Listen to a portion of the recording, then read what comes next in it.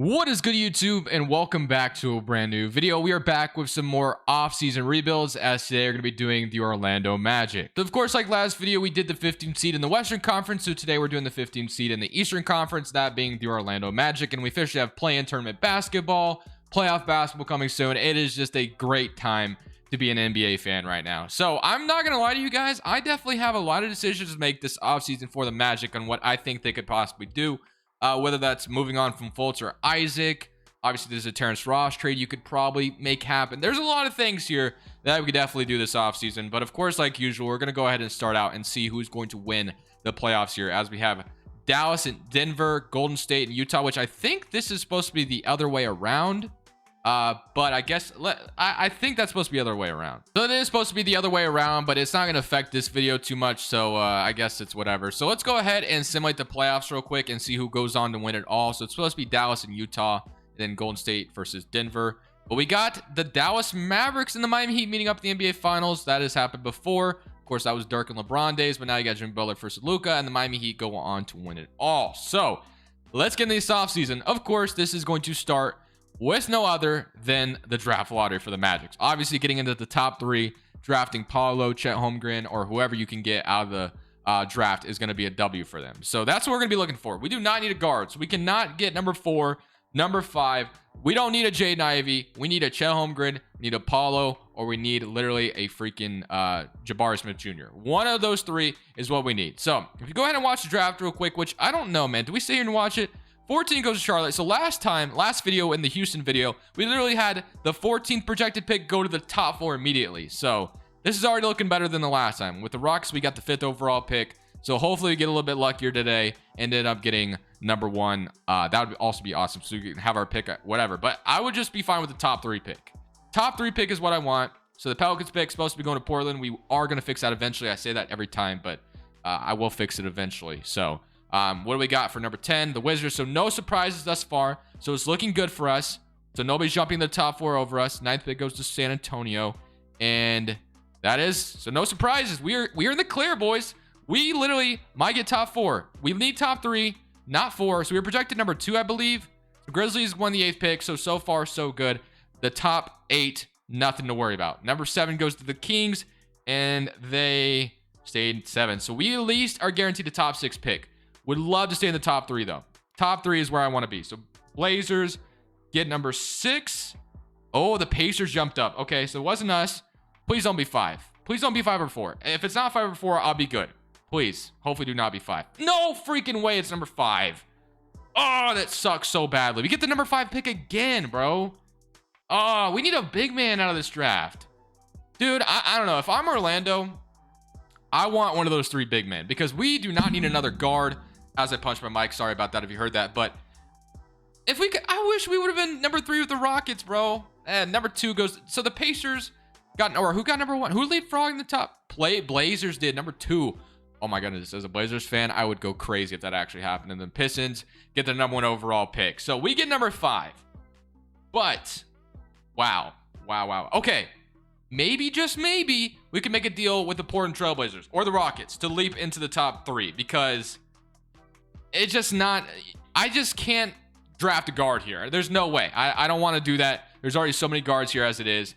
So I want to trade them to top 3. Now, I'm not saying I'm not going to do this every video where I trade into the top 3, but I really would like to do it here. I need to re-sign Jamal Mosley if he's even available out here somewhere. I want to get real head coaches, and I don't know why the head coaches are always gone. But if I can find Jamal Mosley, I'll get him back. I'll fill out this staff real quick, and then we'll be back with maybe trading up in the draft, because I do not want to draft a guard. Today's video is brought to you by Prize Picks. So now that we got the regular season coming to an end, March Madness is over, and of course now we have playoff basketball coming soon. So what better way to make playoff basketball even more fun by playing a game we like to call Prize Picks over here. Prize Picks is a game where you're literally just picking overs or unders on NBA players or any sport you really want to in general. So basically, show you a few examples of some times that I've won some money playing this game. It's just so much fun. Basically, you just pick a player because they have numbers up all the time. You can either choose between over or under, obviously, and then you're literally playing nobody but the number. So you don't have to worry about facing anybody else and someone else beating you. It's literally you versus the projections, and it's so much fun. And if you want to go ahead and download it, the link's in the description below. Use my promo code Crushables, and they match up to 100%, deposit match up to $100. So it's so much fun. Might as well join it.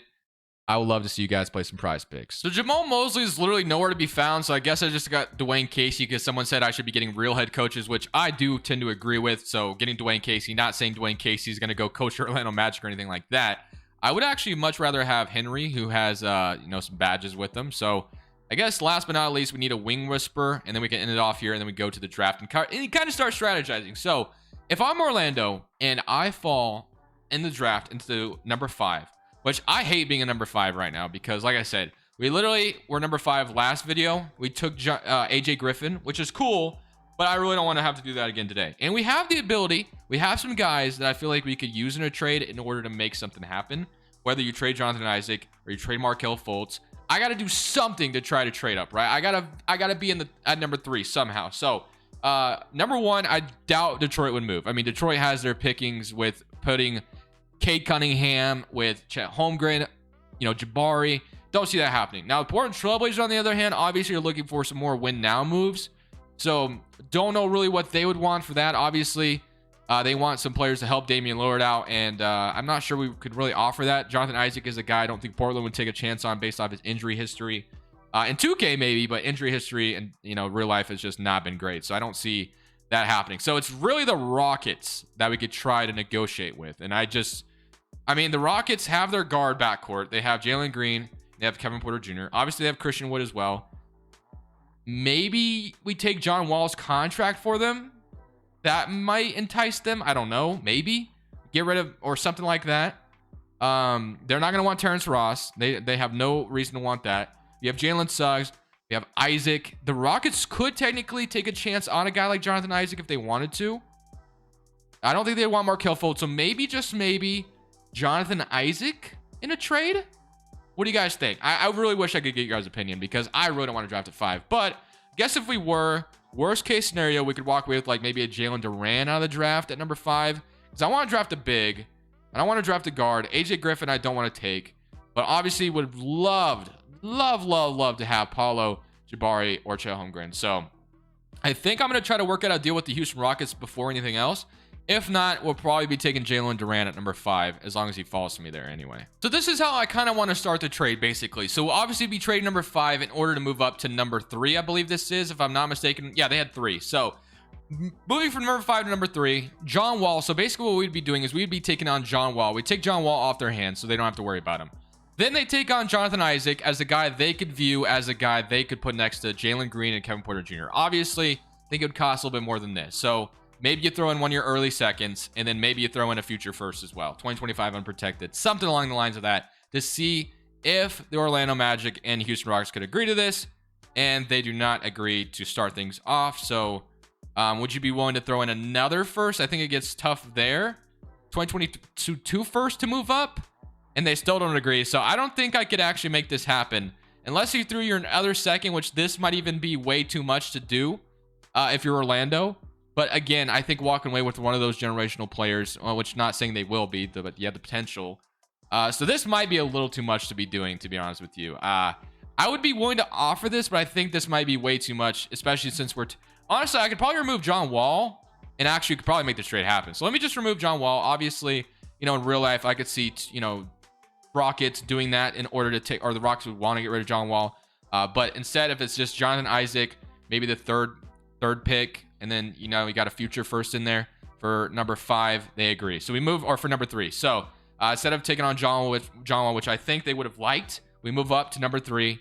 And I think that trade made sense. So obviously you just moved on from Jonathan Isaac, but that means obviously we know what we're getting at number 3. We're getting a power forward to replace him. And Jonathan Isaac hasn't been able to really stay healthy. So Paulo goes number 1. I'm really hoping Jabari lands us. But if not, I'm cool with Chet Holmgren as well. So let's see. At number 2, Portland Trailblazers select Jabari Smith Jr. So we get Chet Holmgren, which is still really good. So I will definitely 100% be happy with Chet Holmgren. Obviously did not want to walk away with taking Jaden Ivey whatsoever. So I take Chet Holmgren, and now we go to our other early second round pick and see what we can get here. So you have Mark Williams, Jabari Walker. You have another guard, which again, I don't really want to escape out of this draft with the guard. Maybe we take a power forward to kind of fill that void a little bit. So just like that, you have Chet Holmgren coming to Orlando, which I feel really good about, and then Michael Foster in the second round. So Maurice Wagner will accept because Franz Wagner is here as well. And then we have Bol Mohamed Bamba, which we'll worry about in free agency. So now what our roster is kind of looking like, it's Wendell Carter Jr., Chet Holmgren, Franz Wagner, Cole Anthony, Markelle Fultz, and then Jalen Suggs. So obviously, I don't think I'll trade Markelle Fultz in this video. I already did Jonathan Isaac, which I'm sure some Magic fans are going to disagree with, which I can understand that. But one thing I think I for sure want to do is I think I might move Wendell Carter to center to be like our backup center. I think we can have like Franz Wagner play the 4, and then we can kind of have like open spot at the small forward position, and then maybe that's Chuma Okeke, or maybe start Chuma Okeke, maybe just give him a little bit of opportunity there. We'll see. I think one guy I do for sure want to trade away though is Terrence Ross. I think it's been overdue. Get a pick for him. He's on a 1-year deal. Let's get something for him. Not sure you'd get like maybe a first round pick. I could see a team maybe shipping a first round pick for a guy like Terrence Ross.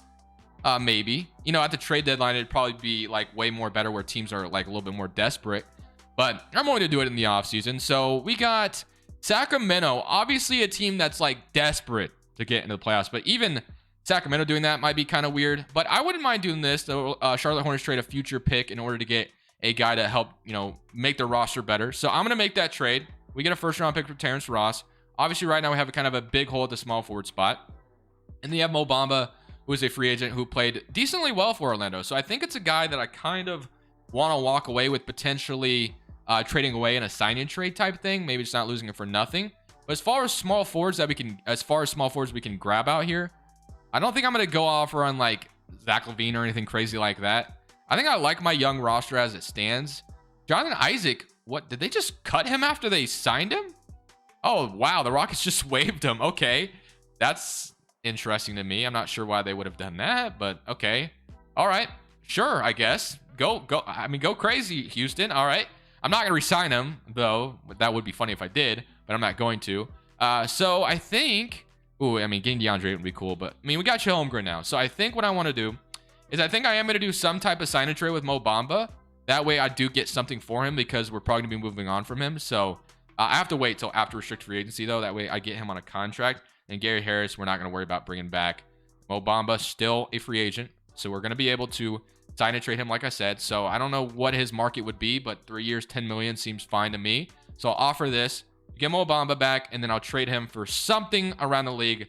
Nothing crazy, but just something to get in return. So in this sign and trade scenario, I'm going to be trading Mohamed Bamba over to the Indiana Pacers to get Goga Bitadze and just a future second round pick in order to not lose Mo Bamba for nothing. So just like that, we still kind of have a gaping hole at our small forward spot, which obviously we can fix by moving Franz Wagner back, which I think we're going to do now. So Wagner will move back to small forward. So now you have a team of Cole Anthony and Markelle Fultz. First, you have Jalen Suggs and RJ Hampton here at the guard spot. So your guards still maybe gonna have to make a decision on a guy like Markelle Fultz, but I will keep him here for now. So you have Franz Wagner, and then you have Chuma Okeke, who could come in and be the new starter, I guess, if you wanted to do something like that. And then you have Wendell Carter and Chet Holmgren. So, or you could keep starting. You could technically start Wendell Carter and Chet Holmgren together, which also might be an option, which I think probably is the more likely option. So I'll have Wendell Carter start, and there'll be Chet Holmgren and Mo Wagner, and then you got Franz Wagner. So yeah, feeling pretty good about that. I don't think there's any other free agents I want to sign. I'm not going to go crazy unless if there's somebody. So I have 1, 2, 3, 4,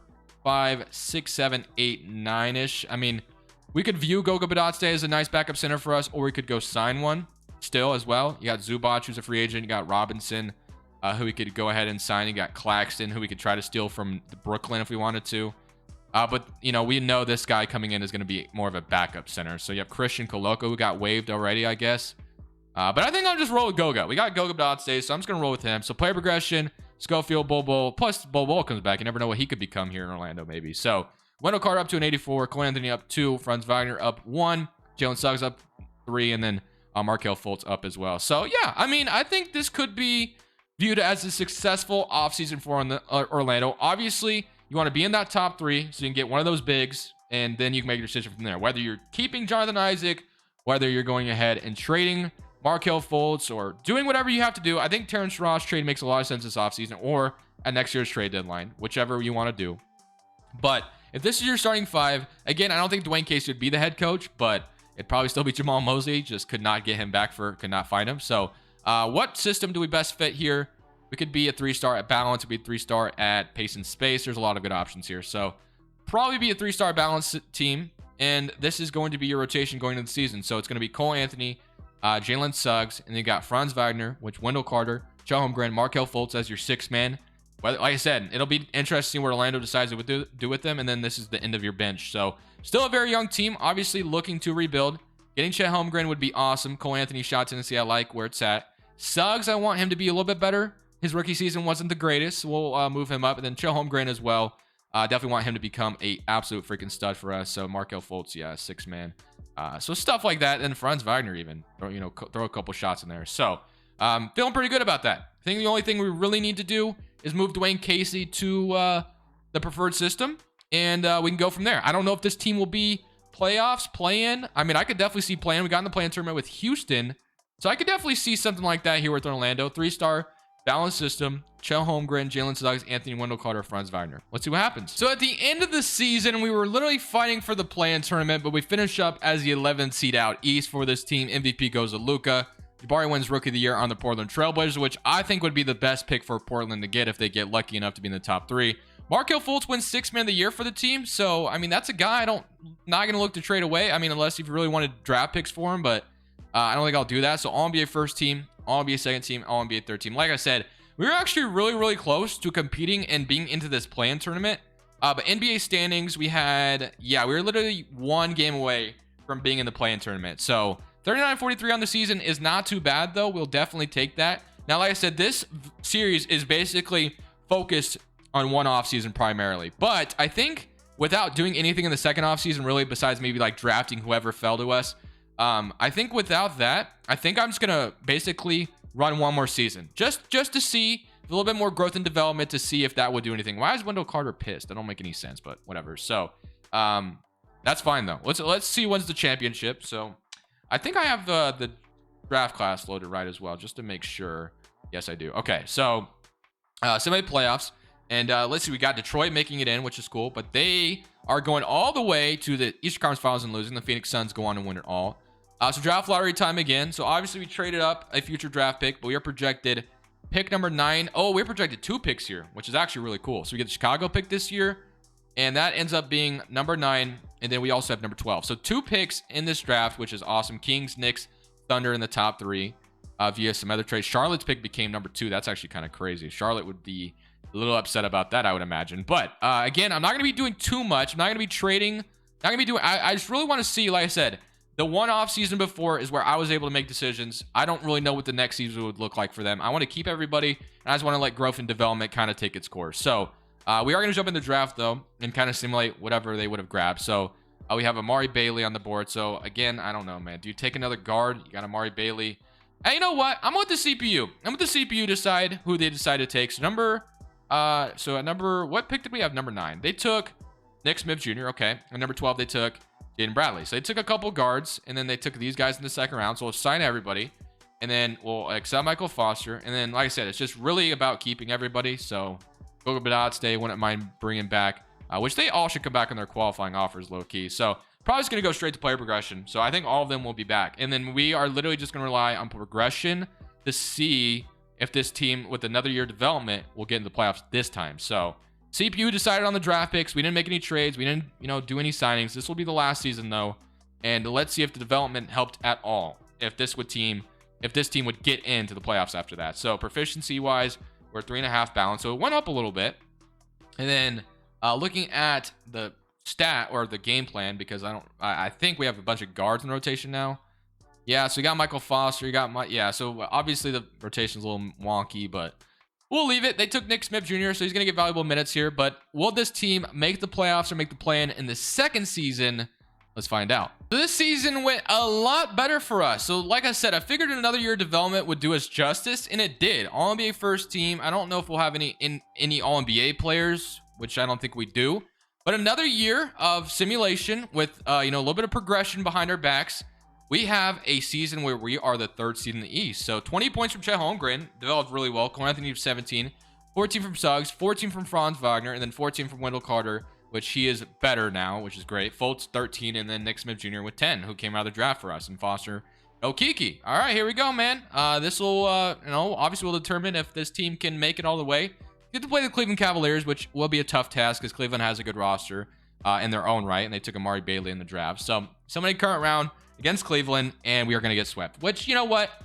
We got to the playoffs, so I'm fine with that. So in the first season, fighting for the play-in. Second season, with a little bit more development, we got in the playoffs, and then the Cavaliers went on to win went to the finals. So got swept by the team that went to the finals. But I'm gonna end it there, boys. Let me know what you guys think the Orlando Magic should do in real life. Whether you trade Jonathan Isaac, trade Fultz, keep both of them, let me know. And especially if you're a Magic fan, let me know what you want to see your team do. If I did a decent job, or was I just totally terrible and never hire me again, or whatever. But thank you guys for watching. This is Crushables. I'm saying peace. Thank you guys so much for watching. Make sure you click here to watch another video that I know you'll love.